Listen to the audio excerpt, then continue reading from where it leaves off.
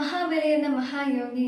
പ്രിയ DCL കൂട്ടുകാരെ, യോഗ എന്നത് പ്രപഞ്ച സൃഷ്ടാവായ ദൈവവും പഞ്ചഭൂതങ്ങളുമായുള്ള ഓരോ വ്യക്തിയുടെയും മനസ്സിന്റെ യോഗമാണെന്നും അത് പരിശീലിക്കുന്നത് ശരീരത്തിന്റെയും മനസ്സിന്റെയും ആത്മാവിന്റെയും യോഗത്തിന് ഐക്യത്തിന് ഓരോ വ്യക്തിയും സഹായിക്കുമെന്നും പറയുന്നത് കാഞ്ഞിരപ്പള്ളിയിലെ പ്രശസ്തമായ സുഹോദയ ആയുർവേദ ആശുപത്രിയുടെ ഡയറക്ടർ ഡോക്ടർ ജേക്കബ് ആണ്.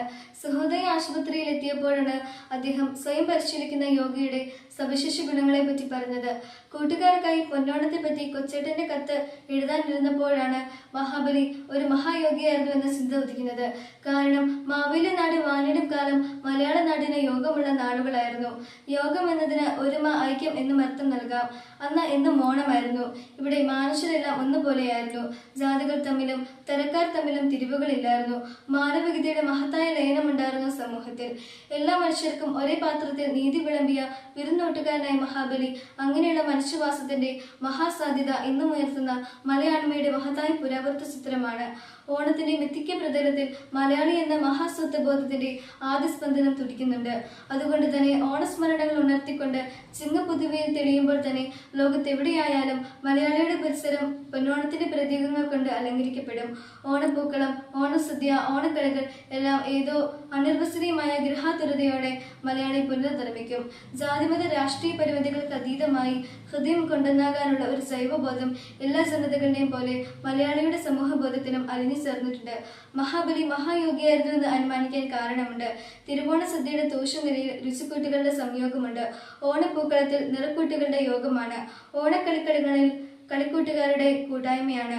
മഹാബലിയുടെ കാലം മലയാളിക്ക് യോഗമുള്ള കാലമായിരുന്നു. ഇന്ന് നമ്മുടെ നാട്ടിൽ രാഷ്ട്രീയ പാർട്ടികളുടെയും മതങ്ങളുടെയും പൊതുയോഗങ്ങളുണ്ട്. എന്നാൽ മനസ്സുകളുടെ പൊതുയോഗം കുറവാണ്. ഹൃദയങ്ങൾ തമ്മിലും മതങ്ങളും സംസ്കാരങ്ങളും തമ്മിലും യോഗമുണ്ടാകണം. മാനവികതയുടെ മഹായോഗമായിരുന്നു മാവേലിക്കാലം. ഇന്ന് കുടുംബങ്ങളുടെയും കുട്ടികളുടെയും പല പ്രശ്നങ്ങളുടെയും കാരണം ഹൃദയങ്ങൾ തമ്മിൽ യോഗമില്ലാത്തതാണ്. പല കുട്ടികളും കുടുംബങ്ങളിൽ നിന്ന് വേറിട്ട് കഴിഞ്ഞു. ഹൃദയം കൊണ്ട് യാതൊരു ബന്ധമില്ലാതെ ലോഡ്ജിലൊക്കെ താമസിക്കുന്നത് പോലെയാണ് പല വീട്ടിലെയും അവസ്ഥ.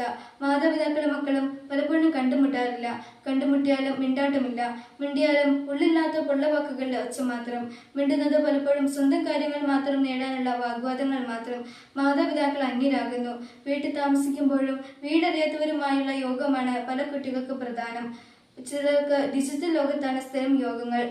പ്രിയ കൂട്ടുകാരെ, ഇവിടെയാണ് മഹാബലി എന്ന മഹായോഗിയുടെ ഓർമ്മയും ഓണാഘോഷങ്ങളും നമ്മുടെ ജീവിതത്തിന്റെ താളമാകുന്നത്. മുറിഞ്ഞുപോയ ബന്ധങ്ങളെ വിളക്കിച്ചേർത്ത് ഓണത്തിന്റെ കളിക്കൂട്ടും നിറക്കൂട്ടും രുചിക്കൂട്ടും നമ്മെ തന്നെ പുതുക്കി പണിയാനുള്ള സുന്ദര വേളകളാക്കി നമുക്ക് മാറ്റാം. ഏവർക്കും ഓണാശംസകളോടെ സ്വന്തം കൊച്ചേട്ടൻ.